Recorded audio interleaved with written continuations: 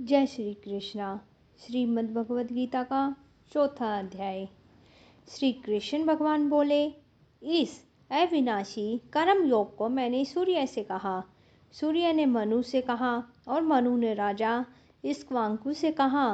हे अर्जुन, इस परंपरा से प्राप्त यह योग सब राजऋषियों ने जाना, परंतु अधिक समय व्यतीत होने से यह लुप्त हो गया। वही प्राचीन योग आज तुमको मैंने बतलाया है, क्योंकि तुम मेरे भक्त हो और मित्र हो। यह योग रहस्य अति उत्तम है। अर्जुन कहने लगे, आपका जन्म तो अभी हुआ है और सूर्य का जन्म बहुत पहले हुआ था। मैं कैसे मानूं कि आपने सूर्य को यह योग बताया था। श्री कृष्ण बोले, हे अर्जुन, मेरे और तुम्हारे अनेक जन्म हो चुके हैं। मुझे याद है और तुम भूल गए हो। जन्म से रहित, अविनाशी, संपूर्ण प्राणियों का स्वामी, अपनी प्रकृति में स्थिर हूँ, तथापि अपनी माया से जन्मता हूँ। हे भारत, जब जब धर्म की हानि होती है और अधर्म का पराभव हो जाता है, तब तब ही मैं जन्म लेता हूँ।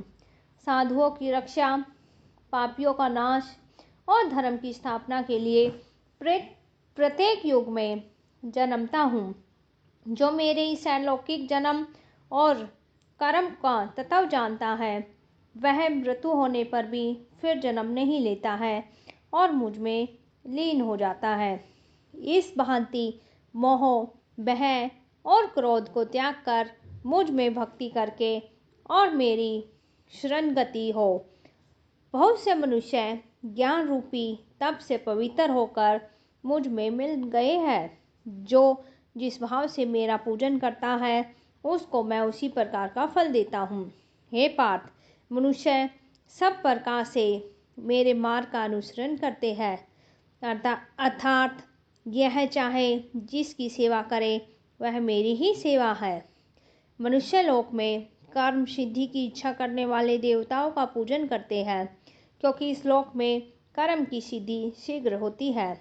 मैंने चारों वर्णों की सृष्टि अपने अपने गुण और कर्म से की है। सृष्टि का कर्ता मैं हूँ, तथापि मुझे अकर्ता अविनाशी जानो। कर्म मुझको वृद्ध नहीं कर सकते हैं, तथापि कर्म फल में मेरी कामना नहीं है।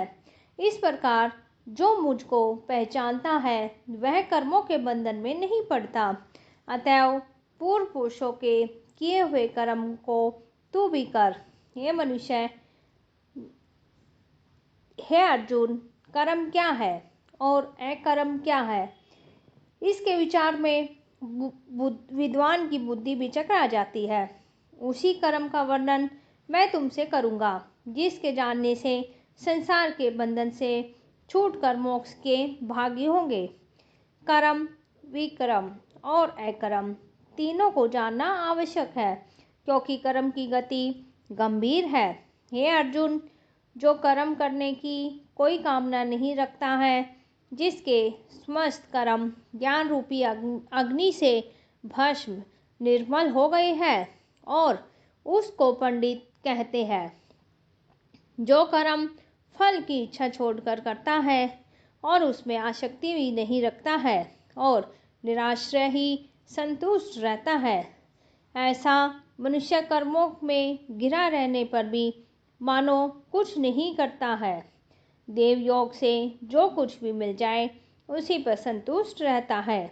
जो हर्ष, शौक आदि द्वंद्वों से मुक्त है और किसी से ईर्ष्या नहीं करता, कर्म की सिद्धि या असिद्धि में भेद नहीं समझता है, वह कर्म करता हुआ भी उसमें नहीं बनता।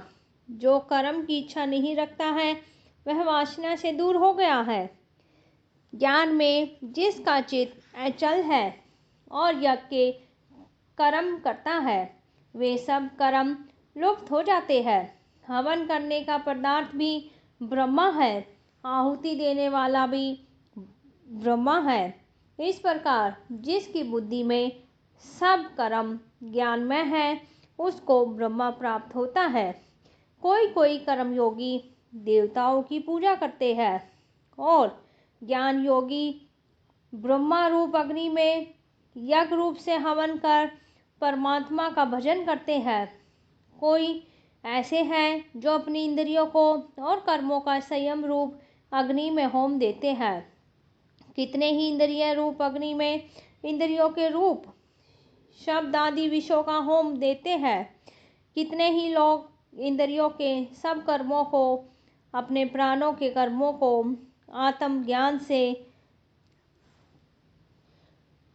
प्रज्वलित संयम रूप अग्नि में होम देते हैं। कोई तो द्रव्य यज्ञ करते हैं, कोई तप यज्ञ और कोई योग यज्ञ, कोई अध्याय और कोई ज्ञान रूपी यज्ञ करते हैं। कोई प्राणायाम में तत्पर रहने वाले योगी प्राण और अपान वायु में प्राण को रोकते हैं और प्राण वायु में अपान वायु का लय करते हैं। कोई आहार को निरंतर कम करके प्राण को होमते हैं, वे यज्ञवेता है। यज्ञ से ही उनके सब पाप नाश हो जाते हैं। जो यज्ञ में बचे हुए अमृत रूप अन्न को खाते हैं, वे सनातन ब्रह्मा को प्राप्त होते हैं। हे अर्जुन, जो यज्ञ नहीं करते हैं, उनको ये लोक और परलोक दोनों ही नहीं है। इस प्रकार से बहुत से यज्ञ वेद में विस्तार सहित वर्णित है। इन सब को कर्म से उत्पन्न हुए जानो। हे परंतप, द्रव्य में यज्ञ से ज्ञान यज्ञ उत्तम है। हे पार्थ, फल सहित सब ज्ञान अज्ञान में समाप्त हो जाते हैं। जो उस ज्ञान यज्ञ का तत्वदर्शी और ज्ञानी योग उसको उपदेश करेंगे, इसलिए तुम उनकी सेवा करना और उनको विनयपूर्वक प्रसन्न करके ज्ञान यज्ञ जानना। इस ज्ञान का लाभ प्राप्त करके तुमको ऐसा मोह फिर नहीं होगा। इसी ज्ञान से समस्त प्राणियों को तुम अपने में और मुझ में देखोगे। यदि सब प्राणियों में से भी अधिक पाप करने वाले हो, तो भी ज्ञान रूपी नौका से ही सब पाप रूपी समुद्र को पार कर जाओगे। हे अर्जुन, जिस प्रकार प्रज्वलित अग्नि लकड़ी को जलाकर भस्म कर देती है, वैसे ही ज्ञान रूपी अग्नि सब कर्मों को भस्म कर डालती है। इस लोक में ज्ञान के समान पवित्र कुछ नहीं है।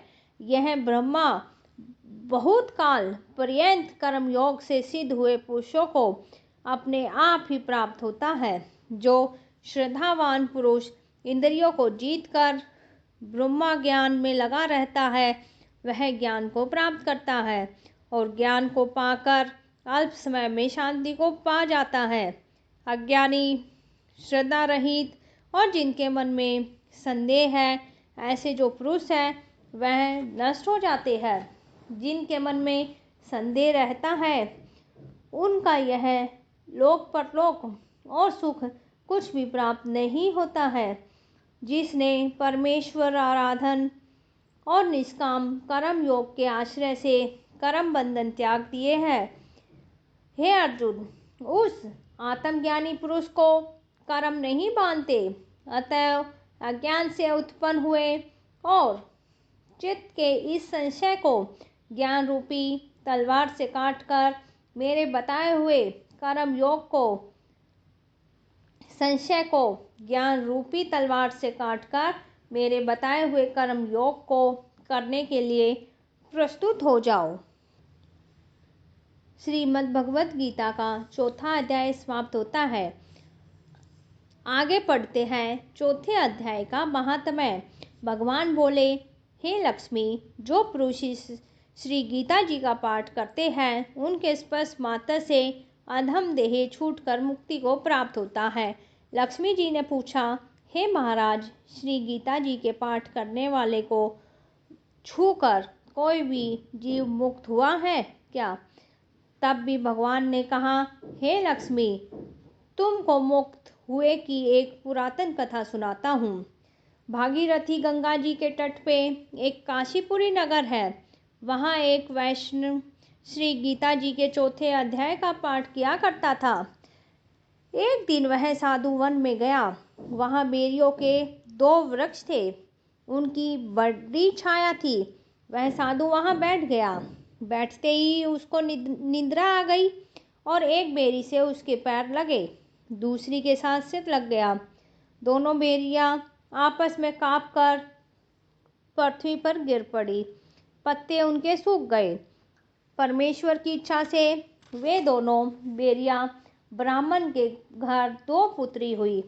हे लक्ष्मी, बड़े उग्र पुण्य के करने से मनुष्य देह मिलती है। फिर ब्राह्मण के घर जन्म लेकर उन दोनों लड़कियों ने तपस्या करनी आरंभ कर दी। जब वे दोनों बड़ी हुई तो उन्होंने अपने माता पिता से कहा कि वह विवाह नहीं करेगी। उनको अपने पिछले जन्म की खबर थी। वह जाति में सुंदर जन्मी थी। उन्होंने कहा, एक हमारे घर में कामना है, परमेश्वर वह पूर्ण करे तब बड़ी बात है। उनके मन में यही था कि वह साधु जिसके स्पर्श करने से हमारी अधम देह छूटकर यह देह मिली है, वह मिले तब बहुत भला है। इतना विचार करके दोनों लड़कियों के माता पिता से तीर्थ यात्रा करने की आज्ञा मांगी। तब माता पिता ने तीर्थ यात्रा की आज्ञा दे दी। तब उन दोनों कन्याओं ने माता पिता की चरण वंदना करके गमन किया। तीर्थ यात्रा करती हुई वे बनारस पहुंची। वहां जाकर देखा कि वह तपस्वी बैठा है, जिसकी कृपा से हम बेरी की देह से छूटी है। तब दोनों कन्याओं ने चरण स्पर्श करते हुए विनय करी, हे संत जी, धन्य हो, आपने हमारा कृतार्थ किया है। तब उस तपस्वी ने कहा, तुम कौन हो? मैं तुमको नहीं पहचानता। कन्याओं ने कहा, हम आपको पहचानती है। हम पिछले जन्म में बेरियों की योनि में थी। तुम एक दिन वन में आए और तुमको बहुत धूप लगी थी, तब बेरियों की छाया के तले आ बैठे। लंबा आसन होने से एक बेरी से आपके चरण लगे, दूसरी को सिर लगा और उसी समय हम बेरी की देह से मुक्त हुई। तुम्हारी कृपा से हमारी गति हुई है। श्री गीता जी के 4 अध्याय का ऐसा महात्म्य है। तब वह मन, वचन और कर्म से नित्य प्रति पाठ करने लगा। श्री नारायण जी ने कहा, हे लक्ष्मी, यह 4 अध्याय का महात्म्य है जो मैंने सुनाया है। धन्यवाद। जय श्री कृष्णा।